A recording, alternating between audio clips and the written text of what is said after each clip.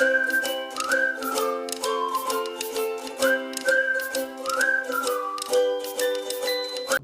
आज हम पढ़ने वाले हैं representation of images formed by spherical mirrors using रे डायग्राम्स। देखिए, अब हमें ये पढ़ना है ना कि अगर हम चाहते हैं कि किसी मिरर से हमें ये मालूम चले कि कैसी इमेजेस बनती हैं, तो उसके लिए हमें क्या क्या कंडीशंस देखनी पड़ती हैं, वो हम इस वीडियो में पढ़ने वाले हैं। सबसे पहले एक बार नोट्स देख लेते हैं, एनसीईआरटी के नोट्स जो हमने बनाए हैं। ठीक है, अच्छा, उससे पहले एक और बात है कि अगर आपको वीडियो स्लो लगती हैं तो आप इसको थोड़ा सा स्पीड बढ़ा के देख सकते हैं। और इसकी मैं कंप्लीट आपको पीडीएफ दे दूंगा। ठीक है, आप कमेंट बॉक्स में देखिएगा या फिर आप डिस्क्रिप्शन बॉक्स में देखिएगा, आपको वहाँ पे पीडीएफ मिल जाएगी। ठीक है, उसका लिंक मिल जाएगा। तो ठीक है, अभी हम पढ़ते हैं। यहाँ पे लिखा हुआ है,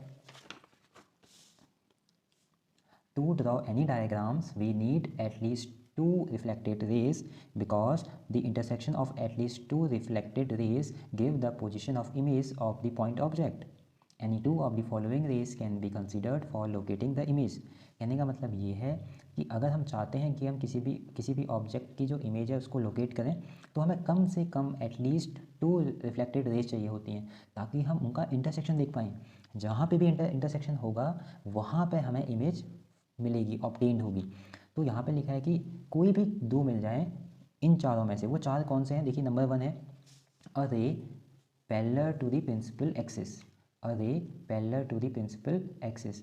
इसमें क्या लिखा हुआ है? देखिए, this ray will pass through after reflection principal focus in the case of concave mirror और appear to diverge from the principal focus in the case of convex mirror. कहने का मतलब ये है कि अगर कॉन्केव मिरर हो या फिर कॉन्वेक्स मिरर हो, कॉन्केव या फिर कॉन्वेक्स मिरर में आपको पता है ये है पोल पी, ये है प्रिंसिपल फोकस, ये है radius of curvature, centre of curvature, pole, focus, centre of curvature. तो एक ऐसी रे है हमारे पास जो प्रिंसिपल फोकस के पैरेलल है। आफ्टर रिफ्लेक्शन वो प्रिंसिपल फोकस से पास होगी। किस में? कॉन्केव मिरर में। कॉन्वेक्स में क्या होगा? देखिए, ये आपको एक लाइन दिख रही है जो कि प्रिंसिपल एक्सिस के पैरेलल है। आफ्टर रिफ्लेक्शन ये डाइवर्ज हो गई। अगर हम इसको डॉटेड लाइन से मिलाएं तो ये कहाँ पे मिलेगी? एफ पे। तो ऐसा लगता है कि ये जो लाइन है ना एफ से आ रही है देखने में। तो मैंने यहाँ पे लिखा भी है, इंसिडेंट रे पैरेलल है प्रिंसिपल एक्सिस के, reflected ray passes through principal focus. यहाँ पे incident ray parallel to the principal axis, reflected ray appear to diverge from principal focus. तो ये हमने पहला केस देखा। अब हम देखेंगे केस नंबर 2। केस नंबर 2 में देखिए क्या लिखा हुआ है। केस नंबर 2 में लिखा है a ray passing through the principal focus. यानी कि यहाँ पे क्या होगा, जो इंसिडेंट रे है वो प्रिंसिपल फोकस से पास करेगी। देखिए, प्रिंसिपल फोकस से आ रही है ऐसा अपीयर हो रहा है, और आफ्टर रिफ्लेक्शन वो parallel to the principal axis हो जाएगी। ये देखिए, ये रे ऐसे आई और आफ्टर रिफ्लेक्शन क्या हो गई? पैरेलल हो गई है प्रिंसिपल एक्सिस के।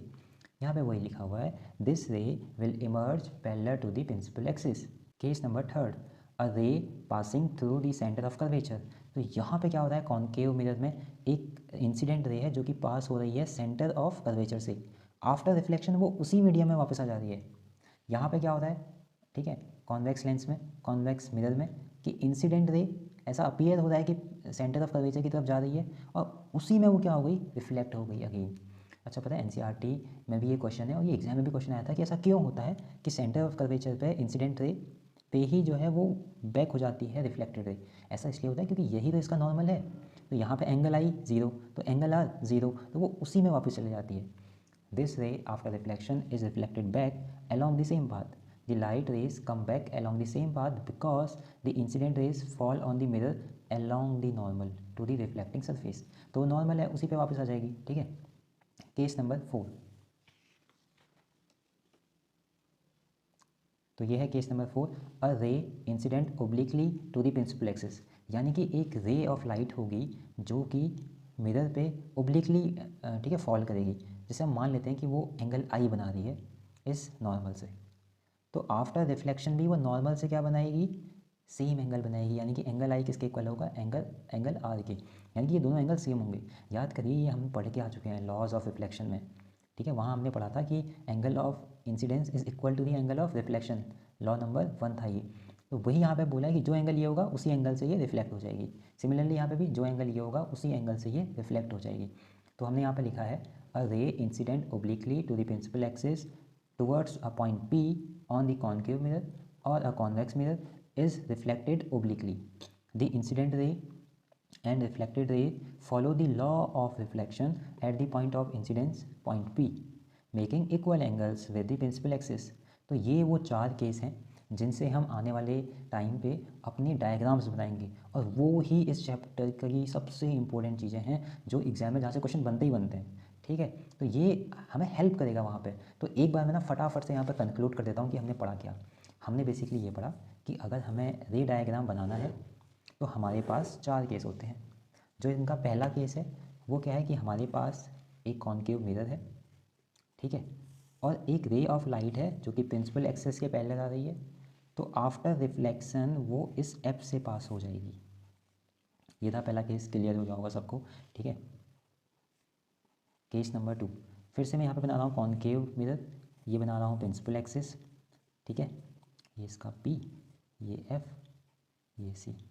तो केस नंबर 2 क्या था कि जब कोई रे ऑफ लाइट F से पास होती है after reflection parallel to the principal axis.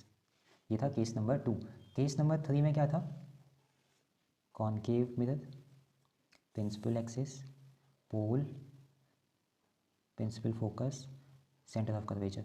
तो हमने पढ़ा था कि अगर कोई ray of light centre of curvature से पास होती है तो आफ्टर रिफ्लेक्शन वो उसी में वापस आ जाती है। केस नंबर 3 था ये। केस नंबर 4 क्या था, केस नंबर 4 में ये था, ये हम बना लेता हूँ यहाँ पे, कॉनकेव मिरर, ठीक है, प्रिंसिपल एक्सिस, कोई इंसिडेंट रे ओब्लिकली आ रही है जो कि नॉर्मल से एंगल आई बना रही है। आफ्टर रिफ्लेक्शन भी वो एंगल आई ही बनाएगी प्रिंसिपल इस नॉर्मल से और रिफ्लेक्टेड रे के बीच का जो एंगल है।